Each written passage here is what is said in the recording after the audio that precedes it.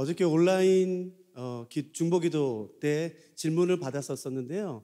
사실 그 부분은 어저께 오전 시간에 다뤘어야 되는 부분인데 다루지 못했던 부분이기도 합니다. 그래서 그 부분에 대해서 조금만 더 설명을 드리고 오늘 계속 이어서 나가려고 합니다.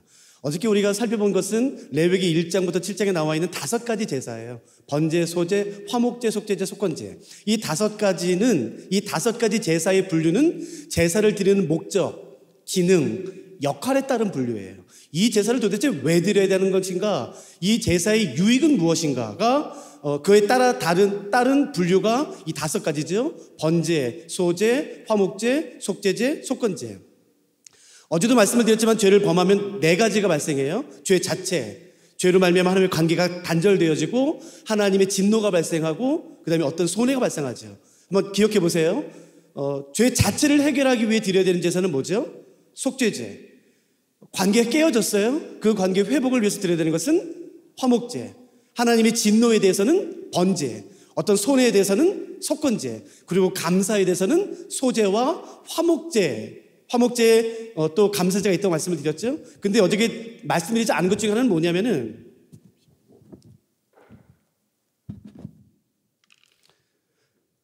제사를 드리는 방법에 있어서는 4가지가 있어요. 제사의 역할과 기능에 따라서는 5가지로 구분되지만 제사를 드리는 방법에 있어서는 4가지입니다. 첫째는 화제예요. 그러니까 불에 태워서 드리는. 두 번째는 거제입니다. 위아래로 이렇게 올려서 드리는 것이에요. 그리고 11조를 이렇게 드리게 되겠죠. 그리고 요제는 옆으로 흔들어서 드리는 것이에요. 그리고 제일 마지막은 전제, 기름이나 올리브유 같은 포도주를 부어서 드리는 전제입니다. 이것은 제사를 드리는 방법에 대한 것이에요. 그래서 번제를 이렇게 불에 태워서 드릴 수가 있고, 그리고 뭐 화목제를 이렇게 흔들어서 드릴 수가 있고, 이 4가지는 드리는 방법에 따른 것입니다. 제가 오늘 왜 이걸 다시 선택했냐면은 전제 때문이에요. 전제는 드려보지 않으면 절대 모릅니다. 그러니까 공부에서는 절대로 알 수 없는 게 전제예요. 도대체 전제를 왜 드리나? 아니 왜 타는 재물 중간에 왜 포도주나 기름을 붓나? 그건 실제로 드려보지 않으면 알 수 없는 것들이죠. 저는 지금 더 바이블 미니스트리 책임자로 있는데 이곳에 있기 전에 한 선교단체의 성경연구학교 책임자로 있었거든요. 그 학교에서는 저희가 1년에 한 번씩 양을 실제로 레위기 법대로 제사를 드렸었어요. 들어보면 알아요. 절대 안 탑니다. 그러니까 재물을 올려놓고 그 밑에다가 숯과 뭐 기름을 이렇게 해놓고서 이렇게 태우는데 정말 잘 안 타요. 처음에는 깜짝 놀랐어요. 이게 이렇게 안 타나. 잘 이렇게 바르고 해서 제단 위에 올려놓고 태우는데 절대 안 탑니다. 그러면 어떻게 되냐면은 중간에 꺼져요. 굉장히 흉측합니다. 그 짐승을 이렇게 조각을 내서 번제단을 올려놓고 태우는데 그게 중간에 불이 점점 꺼져가면은 굉장히 흉측해요. 그래서 필요한 것은 뭐냐면은 그 중간에 불이 꺼지지 않고 끝까지 다 제물을 태우도록 하기 위해 드리는 게 전제예요. 그러니까 전제의 목적을 좀 기억해 보세요. 왜 제물을 중간에 붓는가, 기름을 붓는가, 아무 때나 붓는 게 아니라 그 태워지고 있는 제물의 불씨가 점점 꺼져갈 때에 그 중간에 불씨가 꺼지지 않고 끝까지 다 타도록 하기 위해 드리는 것이 전제예요. 옛날 우리가 지금 가지고 있는 성경은 개역 개정이고 그 이전 성경에는 관제라고 번역이 됐던 것입니다. 이해되시겠죠? 전제를 왜 드리는지. 근데 이 단어를 사용했던 한 사도가 있었죠. 사도 바울 기억나세요? 디모데후서 4장입니다. 한번 잠깐 펴보세요. 그러니까 디모데후서 4장의 이 말씀은 전제의 목적이 무엇인지 모르면은 절대 풀 수가 없죠. 도대체 사도 바울은 이 단어를 왜 쓰나? 디모데후서 4장입니다.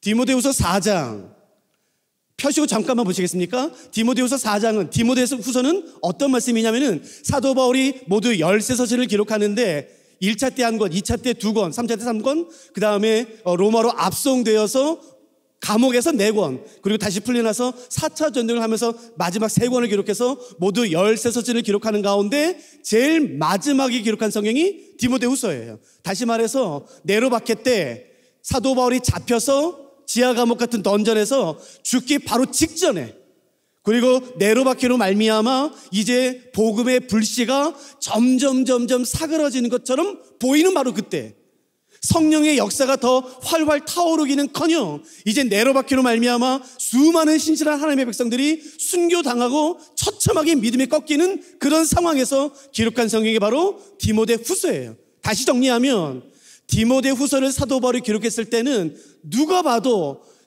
오순절날 성령이 임했던 그 불씨가 점점 꺼져가고 있었어요. 이제 교회는 확장이 아니라 사라져갈 수밖에 없는 위기 가운데 있었을 때에 사도 바울이 디모데후서 4장 4장에서 이렇게 말합니다. 4장 6절이에요.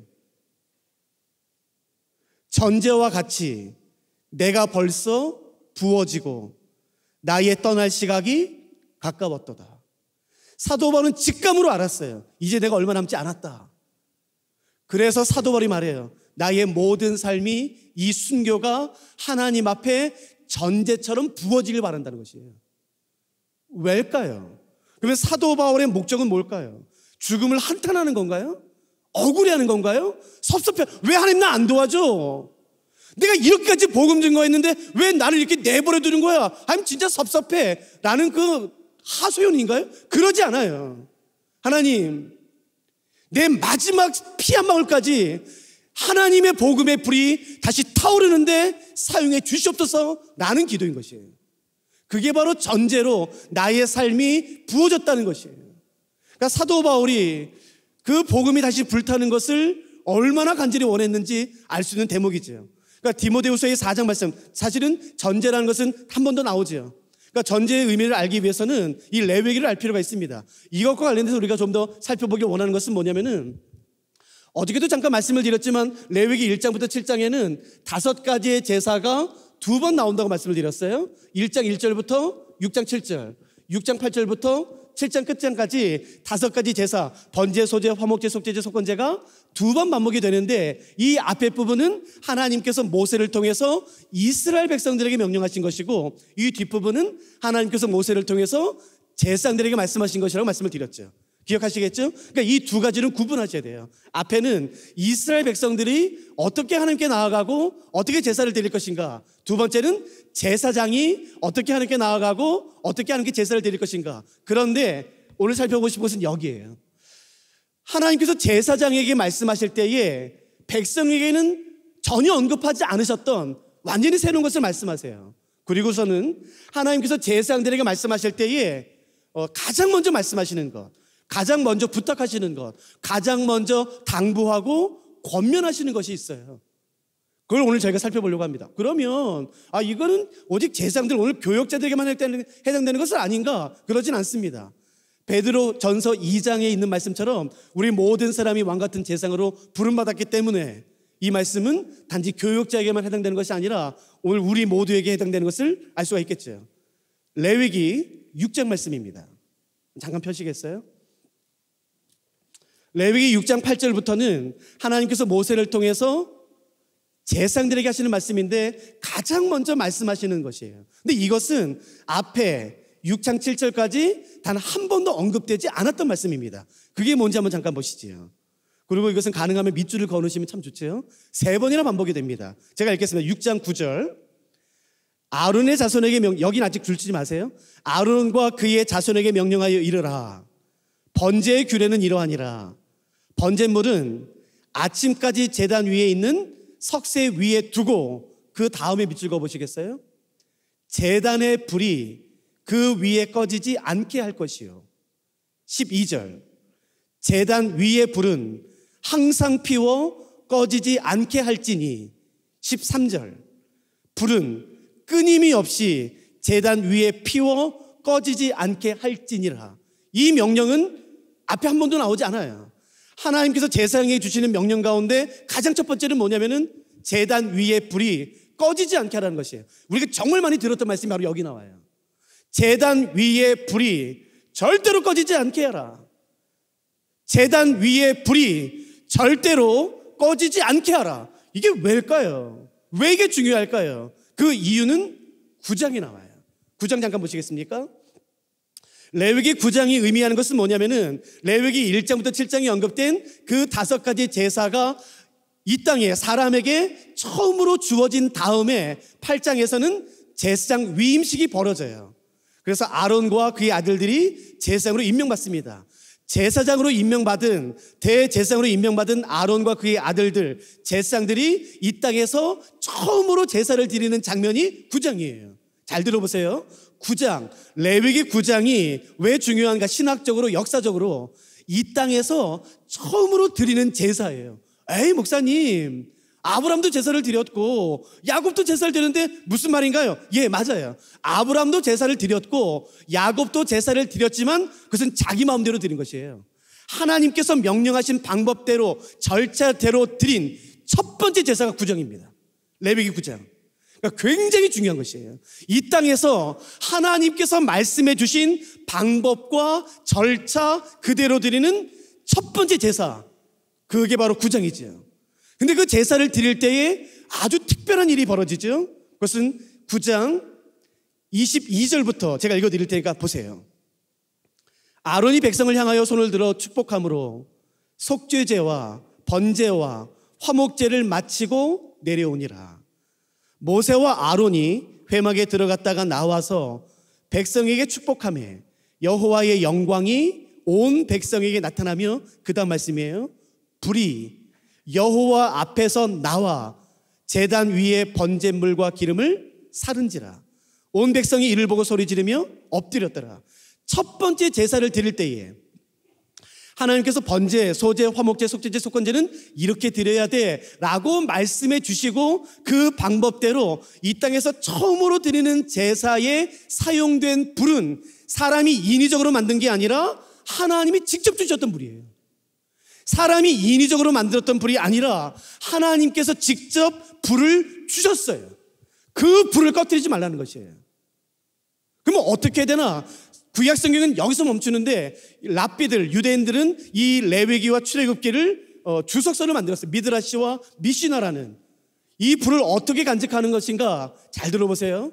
저녁에 마지막 제사를 드린 다음에 제사장이 그 불을 숯으로 보관합니다. 제단에. 그리고 나서 밤새도록 있다가 그 다음날 아침 첫 번째 소제, 아침과 저녁으로 소제를 드리게 되어 있거든요. 그 아침에 소제를 드릴 때까지 그 불씨를 숯으로 간직했다가 소제를 드릴 때 그 불을 다시 피워 하루 종일 제사 때 불을 사용하고 마지막 저녁 소제를 드릴 때에 그 불을 다시 숯으로 만들어서 그 밤새도록 보관하도록 기록되어 있어요. 이해되시겠죠? 그렇게 어렵지 않아요. 그러니까 하나님께서 그의 백성에게 요구하셨던, 특별히 제사장에게 요구하셨던 첫 번째 명령, 권면은 뭐냐면은 내가 너한테 불 줄 테니까 그 불 꺼뜨리지 말라는 것이에요. 자, 여기까지 따라오셨죠? 그러면 생각해 보세요. 밤새도록 불을 지키는 것이 쉬웠을까요? 어려웠을까요? 아직 대답하지 마세요. 생각하셔야 됩니다. 지금 상황은 어떤 상황이냐면은 이스라엘 백성들이 출애굽해서 지금 시내산에 도착했습니다. 시내산에서 1년 동안 머물면서 하나님과 언약을 맺고 십계명을 받고 성막을 1년 동안 만들었어요. 그리고 40년 동안 광야에서 방황합니다. 그러니까 아직 가나안 땅에 들어가기 전이에요. 다시요. 아직 가나안 땅에 들어가기 전, 즉 이스라엘 백성들은 어디 있냐면은 광야에 있습니다. 광야에서 계속 40년 동안 계속 움직이면서 방황하고 있어요. 제가 이 질문 드리려고 해요. 그러니까 번제단은 실내 텐트 안에 있는 건가요? 텐트 밖에 실외에 있는 건가요? 이해되시죠? 그러니까 지금 이 말씀을 하셨던 이 상황에서의 번제단은 실내, 이런 건물 안에 있는 건가요? 건물 밖에 있는 건가요? 건물 밖에 있어요. 실외 밖에 있어요. 그러니까 제가 다시 한번 질문할게요. 건물 밖에 놓여 있는 그냥 허 벌판에 있는 번제단의 숯, 불을 간직하는 것, 꺼트리지 않는 것은 쉬웠을까요? 어려웠을까요? 여러분, 절대 쉽지 않습니다. 가장 위기가 언제인 줄 아세요? 새벽에 정해지지 않은 시간에 내리는, 급작스럽게 내리는 이슬이에요. 이슬 한번 내리면 그 숯 꺼집니다. 근데 언제 내릴지 몰라요. 눈에 보이는 비는 쉬워요. 비 온다, 덮어라, 그러면 되는 것이에요. 그런데 이슬은 달라요. 저는 이스라엘 많이 가봤어요. 꽤 많이 가봤어요. 모든 계절에 다 가봤죠. 제가 개인적으로도 갔었고, 저는 스위스 로잔에서 학교를 책임맡고 있었을 때에 아예 이스라엘 여행을 학사 일정에 넣었어요. 2주 동안. 그래서 학생들이랑 갔었죠. 그리고 제가 지금 섬기는 교회에 성도님들 같이 갔었고, 항상 가는 게 광야예요. 광야에서 반드시 예배를 드립니다. 그리고 저는 가끔씩 광야 혼자 나와 있을 때가 있었어요. 그 황량한 광야, 아무것도 없는 광야. 근데 가끔씩 새벽에 가면요, 축축해져요. 근데 언제 이슬이 내렸는지를 도무지 모르겠어요. 그냥 확 오면은 알겠는데 절대 그렇지 않아요. 두 번째, 광야에는 가끔씩 모래 폭풍이 불어요. 어쩔 수 없는 그 폭풍들, 거센 바람이 갑자기 불어닥칠 때가 있어요. 여러분, 그러면 숯이 날아갑니다. 세 번째, 매년은 아니지만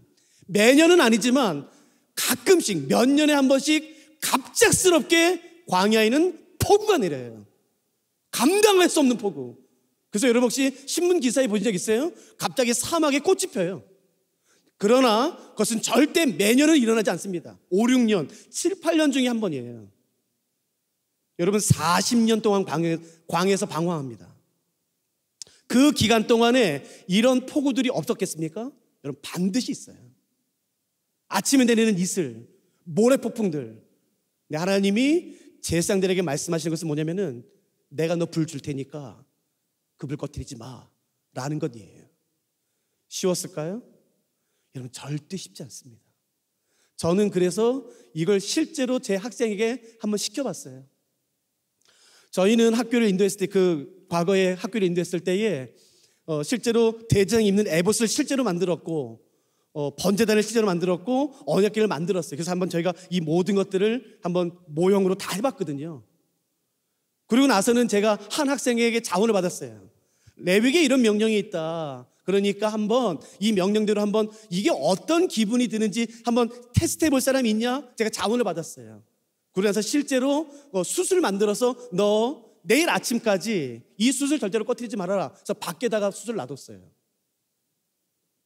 한 해는 아무 문제 없었어요. 근데 한 해는 갑자기 폭우가 내렸어요. 저 그때 제주도에 있었거든요. 여러분, 제주도는 폭우가 말도 못해요. 그 바람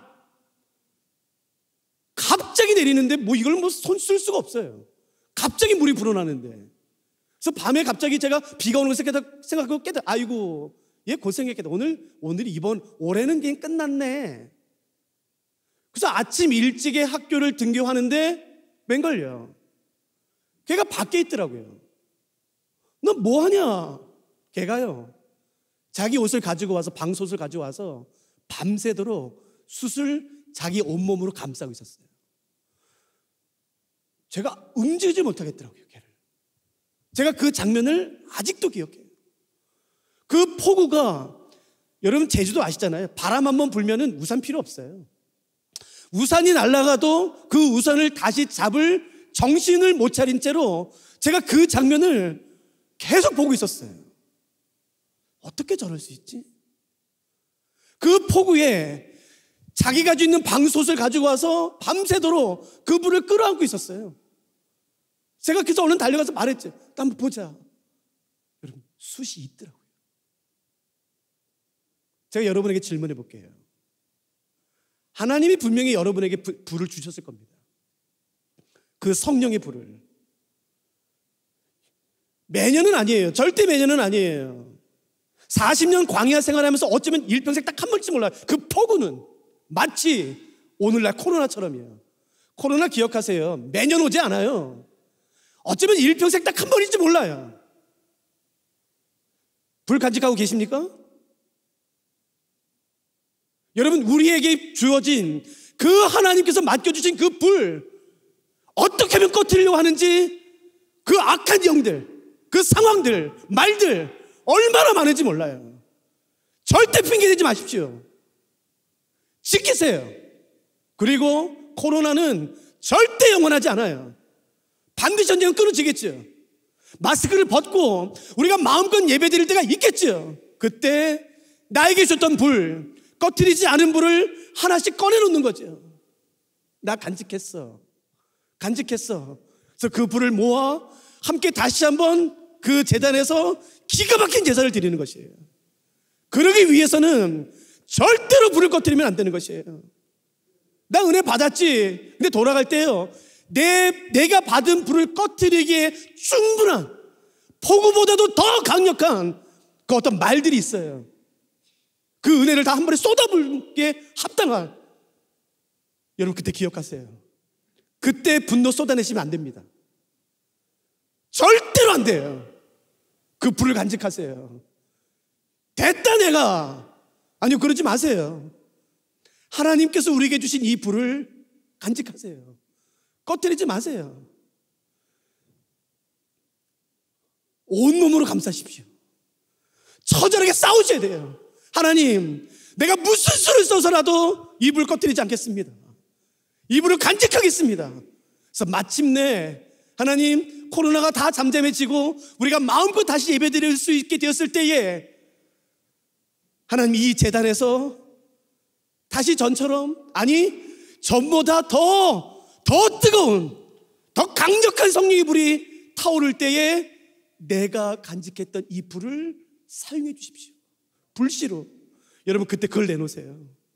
그때 그 불씨를 내놓으세요. 하나님, 내가 이거 간직해 놨습니다. 그게 하나님께서 제사장에게 부탁하셨던 바로 그거예요. 레위기는 1장부터 27장까지 되어 있습니다. 이 전체 레위기를 이해하는 데는 몇 가지 관점이 있어요. 여러분, 레위기는 굉장히 중요합니다. 왜냐하면 레위기라는 성경은 예수님이 어떤 분이신지, 예수님께서 어떤 일을 하셨는지를 이해하고 해석하는데 가장 중요한 성경, 구약 성경 가운데 한 권이기 때문에 그래요. 그러니까 레위기를 이해하지 못한다면 사실은 복음서를 놓쳤다 봐야 되는 거겠죠. 그래서 레위기 전체 1장부터 27장 되는 이 전체를 해석하는 몇 가지 중요한 관점과 이해가 있는데 그 중에 하나는 레위기를 세 부분으로 나누는 것, 5부분으로 나누는 것, 7부분으로 나누는 것이 있어요. 그 중에 제가 오늘 잠깐 설명드리고 싶은 것은 뭐냐면은 레위기 전체를 두 부분으로 나누는 것이에요.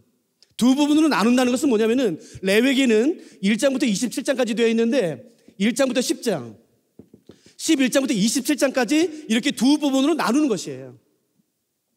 레위기 1장부터 10장까지 말하고 있는 내용은 뭐냐면은 하나님께 어떻게 제사를 드릴 것인가가 바로 이 부분입니다. 이해되시죠? 1장부터 7장이 5가지 제사가 나오니까요.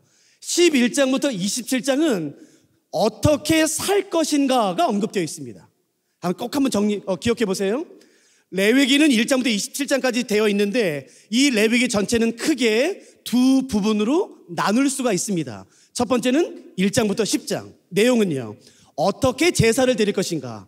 11장부터 27장, 어떻게 살 것인가. 다시 말해서 1장부터 10장이 말하는 것은 성막 안에서의 제사, 11장부터 27장은 일상에서의 삶이에요. 성막에서의 제사, 그리고 일상에서의 삶. 중요한 것은 레위기 안에서 이 두 가지가 분리되어 있지 않고 긴밀하게 연결되어 있다는 것이에요. 성막에서의 제사와 일상에서의 삶이 그러므로 절대로 분리되면 안 됩니다. 하나가 되어야 되는 것이에요. 레위기는 바로 그것을 말하고 있어요.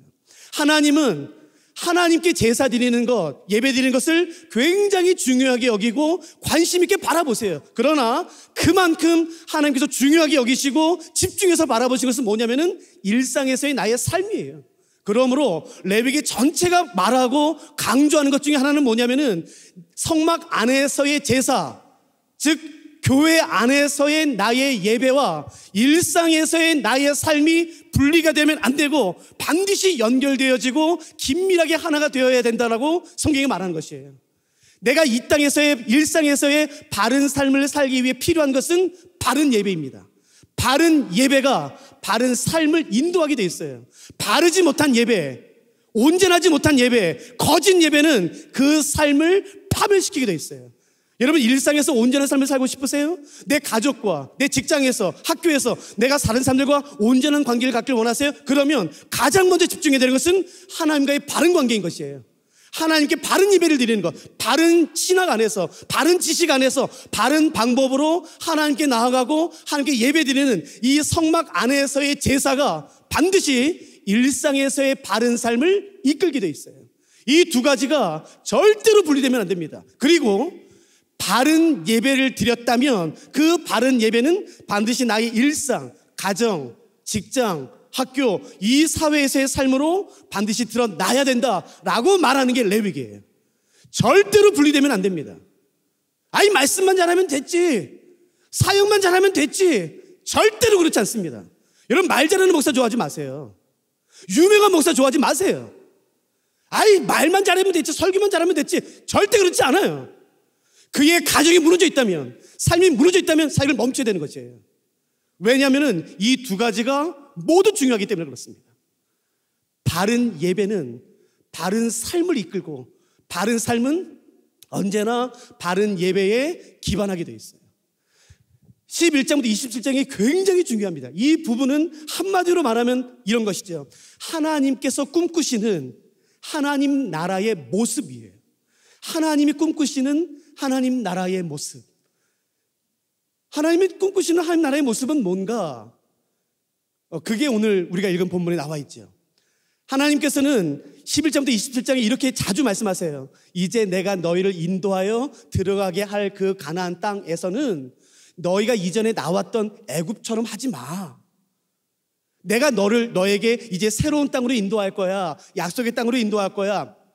아브라함과 이삭과 야곱에게 내가 약속했던 그 땅으로 내가 너를 인도해서 거기에서 살게 할 거야. 그런데 제발 너희가 이전에 나왔던 애굽 방식대로 하지 마. 두 번째, 이제 내가 너희를 인도할 그 가나안 사람들, 그 가나안 사람들이 원래 살았던 방식대로 하지 마라는 것이에요. 그러면 저희가 궁금한 것은 뭐냐면, 그러면 애굽 사람들이 살던 방식은 뭔가? 가나안 사람들이 살던 방식은 뭔가라는 것이에요. 도대체 뭔데 그렇게 말하나? 여러분 한번 18장 보시겠습니까? 레위기 18장. 저희가 좀 빨리빨리 가야 될 것 같아요. 레위기 18장 1절부터 빨리 읽어드릴 테니까 눈여겨보세요. 제가 읽겠습니다. 죄송합니다만 빨리 읽겠습니다. 여호와께서 모세에게 말씀하여 이르시되 너는 이스라엘 자손에게 말하여 이르라. 잘 들어보세요. 나는 여호와 너희 하나님이라. 너희는 너희가 거주하던 애굽 땅의 풍속을 따르지 말며, 그렇죠? 내가 너희를 인도할 가나안 땅의 풍속과 규례도 행하지 말라라는 것이에요. 그리고 내가 너에게 말해준 대로 해 라고 말씀하시면서 레위기 18장은 애굽에서의 삶의 특징이 뭔지, 가나안 사람들의 삶의 특징이 뭔지 정확히 나와 있죠. 첫 번째는 음란함이에요. 얼마나 음란한지 몰라요. 여러분 입에 담기도 더러운 말들이 레위기 18장에 있습니다. 이게 어떻게 성경에 있을 수 있을까? 정말 더러워요. 입에 담기도 싫은, 생각하기도 싫은 아주 더러운, 그리고 너무 음란할 뿐만 아니라 거짓과 그 모든 이기심의 결정이 바로 애굽에서의 삶, 가나안 땅에서의 삶이에요. 그래서 하나님께서 말씀하세요. 내가 너희에게 인도하는 이 땅에서는 나는 너희들이 이렇게 살았으면 좋겠어 라고 말씀하시는 게 이제 레위기 18장 이후와 19장이에요. 도대체 그러면은 하나님이 기뻐하시는 삶은 뭔가? 하나님이 그의 백성이 원하시는 삶은 뭔가? 여러분 절대 복잡하지 않습니다. 굉장히 단순해요. 한번 예를 들어 드릴까요? 한번 성경 빨리 보실게요. 미가서. 제가 가능하면은 우리가 평소에 잘 안 보는 본문을 보려고요. 미가서 7장, 구약 성경입니다. 신약에서 찾지 않으시죠? 구약 1296쪽쯤에 있는 미가서 7장 1절 말씀 보세요. 이게 무슨 말씀인가? 이 말씀 참 좋아하거든요. 미가서 7장 1절 말씀을 제가 한번 풀어드릴게요. 보세요. 미가서 7장 1절 제가 읽겠습니다. 재앙이로다 나여. 미가 선지자가 말하죠. 나는 여름 과일을 딴 후와 포도를 거둔 후 같아서 먹을 포도송이가 없으며 내 마음에 사모하는 처음 익은 무화과가 없도다. 잘 보세요. 나는 여름 과일을 딴 후와 포도를 거둔 후 같아서 내 마음에 사모하는 처음 익은 무화과가 없대요. 나는 지금 포도를 먹고 싶은데 무화과를 먹고 싶은데 없대요. 어떻게 이렇게 인색할 수가 있어요? 이스라엘 백성들이. 좀 놔주지, 좀 주지. 저는 제주도에서 10년 살았었거든요. 제주도에 가면요, 감귤 밭이 많지 않습니까? 감귤 따는 시기가 되면은 다 출하한 다음에 그 다음에 가면 그 밖에 노란색 컨테이너로 귤이 쌓여져 있어요. 그래서 아무나 가서 먹을 수 있도록. 그 상품 가치가 없는, 지금 모양이 삐뚤어져 있는 그런 것들을 놔둬서요, 그냥 길 가다가 아무나 먹을 수 있도록 농협에 그냥 밖에다 놔둬요. 그냥 아무나 주워서 갈 수 있도록. 근데 그런 것도 없어요, 이스라엘 백성들. 너무한 거 아니에요? 그런데 이 본문은 좀 자세히 보셔야 돼요. 잘 보세요. 7장 1절. 재앙이 이르다 나여 나는 여름 과일을 딴 후와 포도를 거둔 후, 그러니까 추수가 이미 끝났어요. 이건 좀 너무한 거 아니에요, 미가가? 정말 먹고 싶으면 추수할 때, 포도를 딸 때, 추수 중에 가서 좀 달라고 하지. 이미 다 추수도 끝났고 이미 모든 것을 다 정리했는데 그 다음에 갔는데 이게 뭐 하는 거예요? 그러니까 괜히 생떼 잡는 것 같아요, 미가가. 괜히 엄한 사람 잡는 것 같지 않으세요? 정말로 먹고 싶으면 필요하면은 추수할 때, 포도를 딸 때, 무화과를 거둘 때에 그때 가서 저도 좀만 주세요. 제가 좀 먹고 싶으니까 조금만 주세요. 그렇게만 해야지. 이미 다 추수 다 끝났는데 그때 가서 나 먹을 게 없어, 인색해. 그건 너무 심한 것 아닌가요? 아닙니다. 왠 줄 아세요? 그 이유가 레위기 19장에 나와 있어요. 레위기 19장 보세요. 레위기 19장 9절 말씀입니다. 여러분, 이 말씀은 밑줄 그으셔도 참 좋죠. 레위기 19장 9절 말씀, 추수에 관련된 하나님의 말씀을 한번 보세요. 제가 읽겠습니다. 너희가 너희 땅에서 곡식을 거둘 때에 너는 밭 모퉁이까지 다 거두지 말고 내 떨어진 이삭도 줍지 말며 내 포도원의 열매를 다 따지 말며 내 포도원의 떨어진 열매도 줍지 말라고 되어 있어요. 너희는 추수할 때에 내가 너희 부자 되게 해줄 테니까 그냥 모퉁이까지 싹싹 다 베라가 아니라, 너희가 추수할 때에 내가 너희 부자 되게 해줄 테니까 모퉁이는 남겨둬. 그리고 땅에 떨어진 것은 다시 줍지 마라는 것이에요. 여러분, 이것은 경영학적인 관점으로 본다면 바보죠. 모퉁이까지 싹싹 빼야죠. 그리고 추수할 때 뭔가 떨어지면요, 반드시 주워야죠. 자매님들 땅바닥에 머리카락 떨어졌을 때 스카치 테이프 손으로 해가지고 이렇게 막 하는 것처럼 아주 싹싹 다 집어야죠. 그래야지 부자 되지 않겠습니까? 근데 하나님이 아니라는 거예요. 아니야. 내가 너희 부자 되게 해줄 테니까 들어봐. 땅에 추수하다가 땅에 곡식 이삭이 떨어지면 그건 놔둬. 다시 줍지 마. 그리고 모퉁이는 추수하지 마. 좀 놔둬. 이유가 뭐예요? 너희 땅에 고아와 과부와 나그네와 객이 있다. 그 사람들 좀 먹을 수 있도록 좀 놔두라는 것이에요. 여러분, 또 보세요. 같은 19장 23장 보시겠습니까? 레위기 23장 22절. 레위기 23장 22절 제가 빨리 읽어드릴게요. 너희 땅에 곡물을 벨 때에 밭 모퉁이까지 다 베지 말며 떨어진 것을 줍지 말고 그것을 가난한 자와 거류민을 위하여 남겨두라. 나는 너희 하나님 여호와니라. 이 말씀이 레위기 19장, 23장, 신명기 24장 계속 반복이 돼요. 그러니까 하나님께서 말씀하시는 건 뭐냐면은 내가 너희 부자 되게 해줄 테니까 추수할 때에 모퉁이는 남겨두고 추수하다가 그 이삭이 땅에 떨어지면 그건 놔두라는 것이에요. 그래서 너희 땅에 있는 고아와 과부와 나그네와 객이 와서 그건 먹을 수 있도록 해줘 라는 것이에요. 그러면 질문 생겨요. 여러분, 추수하다가 나달이 떨어지면 그 떨어진 나달들을 먹으면 배부른가요? 아니요, 잘 안 떨어져요. 여러분, 모퉁이가 얼마나 조그만한데요. 그 모퉁이에 있는 음식 갖다 먹어도 배부르지 않아요. 그냥 허기를 면할 뿐이에요. 근데 하나님이 그렇게만 해도 축복하시겠다는 것이에요. 그러니까 하나님이 원하시는 게 뭔지 아세요? 잘 들어보세요. 하나님이 그의 백성에게 원하시는, 하나님이 꿈꾸시는 나라는 뭐냐면은 추수하는 사람이 추수할 것이 없는 사람과 함께 기뻐하는 것이에요. 근데 애굽의 문화는, 가나안의 문화는, 이 세상의 문화는 추수할 것이 있는 사람만 기뻐하는 겁니다. 근데 하나님이 기뻐하시는 건 뭐냐면은 추수할 것이 있는 사람이 추수할 것이 없는 사람과 함께 기뻐하는 것이에요. 함께 즐거워하는 것이에요. 건강한 사람이 건강하지 않은 사람과 함께 기뻐하는 것이에요. 나 혼자 기뻐하는 것, 나 혼자 좋아하는 건 그거 하나님이 좋아하지 않으세요. 그러면 내 재산 다 나눠주라는 뜻이에요. 여러분 그거 아니에요. 모퉁이. 땅에 떨어진 것. 그건 내가 죽지 않아도 내 삶에 아무 문제 없습니다. 그러니까 하나님이 원하시는 것은 뭐냐면은 함께 기뻐하는 것이에요. 함께 우는 것이에요.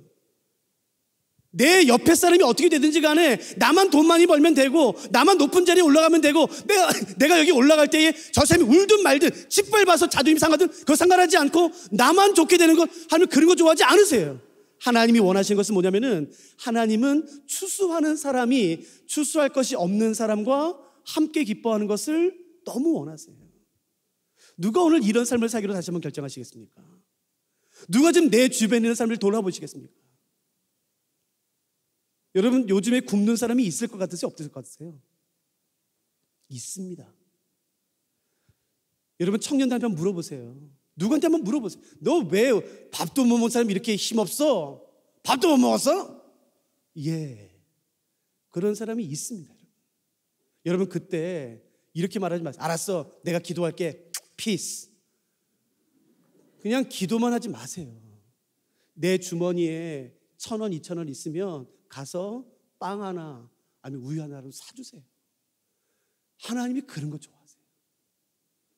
하나님은 함께 기뻐하는 것, 함께 돌보는 것을 너무너무 좋아하세요.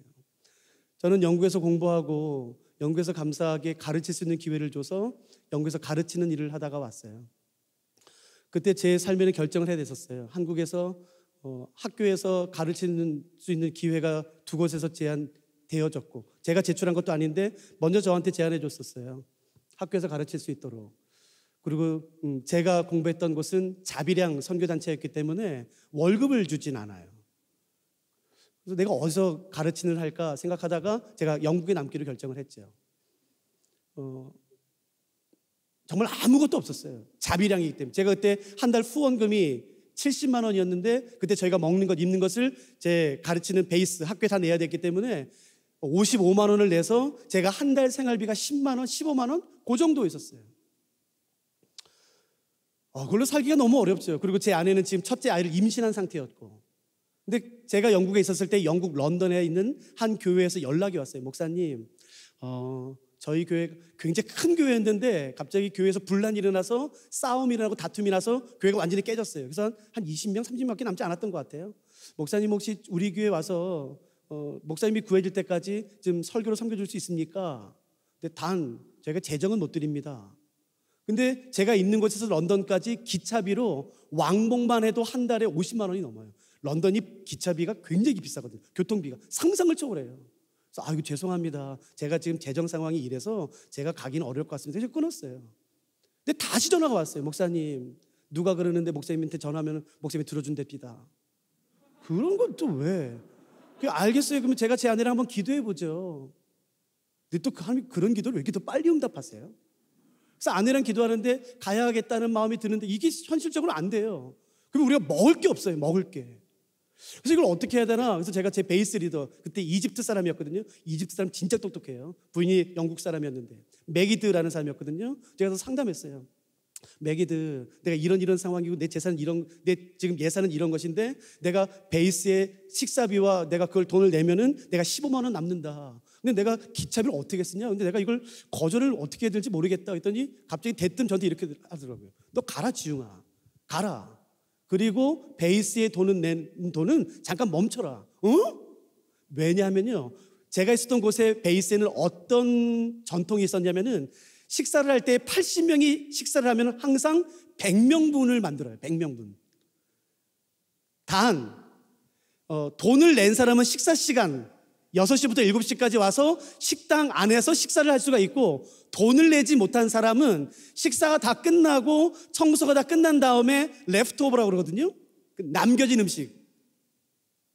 짬밥이죠. 뭐 영어라서 좋게 들리지만 뭐 그거 이제 다 청소하고 나가면 그걸 이제 옆에다 놔두니까 테이블에서 그걸 먹으라는 거예요.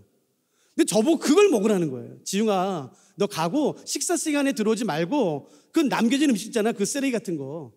그 레프트오버. 그거 먹어라. 그 말 듣는데 제가 자존심이 갑자기 확 상하더라고요. 야, 내가 한국에서 신학교 두 곳에서 교수로 와달라고 했던 사람인데 내가 이런 수모를 당해야 되나? 이게 뭐냐 이게. 내가 왜 그 음식을 먹냐. 먹다 남은 음식, 그 식구, 더군다나 내 아내가 지금 내 첫째 임신해 있는 상태인데 내가 이런 쓰레기 같은 음식을 내가 내 아내한테 왜 먹이냐 이거. 막 이유를 알 수 없는 그 분노가 막 치밀어 오르는데 뭐 견딜 수가 없더라고요. 근데 뭐 어떻게 해요. 제가 런던에 가겠습니다. 근데 뭐 제 마음이 진정이 안 되더라고요. 처음으로 그 교회에 갔다가 주일날 올라오는데 식사 시간인 거예요. 그 식당에 불이 켜 있고 사람들이 막 너무 즐겁게 웃으면서 식사하는데 저는 못 들어가는 거예요. 제 아내라. 전 돈을 안 냈으니까, 못 냈으니까. 그래서 임신한 아내 붙잡고 그 불이 꺼질 때까지만 계속 돌았어요. 거의 40분, 50분을. 식사가 다 끝나고 간사들이 와서 다 식당을 청소하고 그 다음에 그 남겨진 음식들 모아가지고 테이블 위에 올려놓을 때까지 계속 돌다가 이제 불이 다 꺼지고 다 나간 거 확인하고 한 5분 있다가 제가 제 아내한테 말했죠. 자기야, 이제 가서 밥 먹자. 나 오늘 너무 하루 길고 내 너무 어렵고 내 너무 배고프다. 자기야, 미안하다. 가자. 그래서 제 아내, 임신한 아내 손 잡고서 들어가려고 하는데 이게 쉽게 못 들어가겠는 거예요. 그래서 문을 딱 여는데 저쪽 끝에 불이 켜 있더라고요. 아이고, 아직 안 끝났나 보다. 아이, 창피하게. 근데 갑자기 제 이름을 탁 부르는 거예요. 지웅! 그래서 문을 탁 열어봤더니 제 베이스 리더, 그 매기드가 있는 거예요. 가족이. 그 자매님은 영국 사람이고 아이가 2명 있었거든요. 그 4명이 저쪽 끝에 앉아있는 거예요. 불 켜놓고. 그래서 지웅아, 빨리 와, 빨리 와. 에? 매기드 왜? 지웅아, 빨리 와. 우리 배고파. 빨리 와. 물론 영어로 했어요. 영어로. 지웅아, 빨리 와. 그래서 제가 제 안에서 조금 막 갔죠. 근데 음식이 있는 거예요. 음식이. 너 뭐냐? 왜? 지웅아, 빨리 앉아 먹어. 우리 배고파. 그래서 그 말 하더라고요. 지웅아, 너 자존심 상했지. 이 음식 먹으라고 했을 때 너 자존심 상했지. 걱정하지 마라. 네가 이 음식 먹는 동안에 우리 가족이 너와 함께 이 음식 계속 같이 먹어주마. 저 그때 충격을 받았어요. 저에게 그렇게 다 해줬던 리더가 없었습니다. 이게 리더구나. 이게 배려고, 이게 존중이고, 세워줌이고, 사랑이고, 격려고, 그 감당할 수 없는 감정들이 제 안에 확 밀려오더라고요. 그 리더가 약속 지켜줬어요. 여러분, 하나님이 기뻐하시는 것은 뭐냐면은 혼자 잘 먹고 혼자 기뻐하는 게 아니에요. 추수할 사람은 추수할 것이 없는 사람과 함께 기뻐하는 것이에요. 여러분, 내 주변의 사람을 돌아보는 것입니다. 손을 잡아주는 것이에요. 안아주는 것이에요. 힘들 때 어깨를 한번 도닥여주는 것이고 안아주는 것이에요. 오늘 본문은 말합니다. 내가 거룩하니 너희도 거룩해라. 여러분, 거룩은 윤리적 개념이 아닙니다. 도덕적 개념이 아니에요. 거룩이라는 단어는 구별되다라는 뜻입니다. 우리가 사는 지금 현재의 이 세상, 한국은요 얼마나 음란한지 몰라요. 아내 이외에 다른 여자를 둬도, 남편 이외에 다른 남자를 애인으로 둬도 별 문제가 되지 않는 시대가 됐어요. 마치 그것이 세련된 양, 아무 문제 없는, 아니요. 그건 신세대 사랑이 아니라 음란한 사랑이에요. 얼마나 돈을 좋아하는지 모릅니다. 내가 자리에 올라갈 수만 있으면 저 사람 하나 짓밟는 것은 다 그래, 그럴 수 있지로 다 용인되는 세상이에요. 마치 이스라엘 백성들의 성전과 그 성이 다 무너지고 바벨론으로 포로 잡혔을 때 바로 그 바벨론 같아요. 그렇기 때문에 지금 필요한 것은 뭐냐면은 그 거룩한 삶이에요. 거룩은 구별된 것입니다. 다른 것이에요. 그러면 이 땅에서 지금 필요한 것은 뭐냐면은 다르게 사는 힘인 것이에요. 다르게 살기로 결정하는 것이에요. 누가 이 땅에서 다르게 살기로 결정하시겠습니까? 이 세상이 주는 썩은 고기에 만족하지 마세요. 이걸 먹기만 하면 내가 더 많은 돈을 벌 수 있어, 내가 더 높은 자리에 올라갈 수 있어, 내가 더 넓은 집을 얻을 수 있어. 아니요. 그 썩은 고기로 내 배를 채우지 마세요. 내 자녀에게 이 세상이 주는 썩은 고기로 배불리게 하지 마십시오. 반드시 병듭니다. 지금 우리에게 필요한 것은 뭐냐면은 이 세상에서 다르게 사는 힘인 것이에요. 다르게 사는 용기가 필요한 것이에요. 예수님을 닮아가는 것, 예수님을 닮는 것이 너무나 중요하죠. 시간이 많이 지나서 너무 죄송해요. 제가 딱 하나만 하고 마칠게요. 저는 아들이 3명이에요. 아들만. 첫째 아들은 영국에서 태어났고 둘째 셋째는 제주도에서 태어났는데 안타깝게도 너무 안타깝게도 제 아들이요 다 저 닮았어요. 입술이 작아요. 제가 보세요. 입술이 작아요. 근데 제 아이 남자 애들 3명이 다 입술이 작아요. 그래서 말할 때 이렇게 해요. 막 보면은 그래서 다 같이 자거든요. 저희가 이게 공부하다가 설교 준비하다 이렇게 딱 보면은 애들이 자는 거 이렇게 보면은 애들이 다 이렇게 자요. 뭐 얼마나 속상한지, 아유 속상한지. 왜 나를 닮은 남자면 좀 마초처럼 이렇게 해가지고 막 이렇게 하면은 얼마나 좀 멋있어. 근데 다 저 닮아서 입술이 요래요.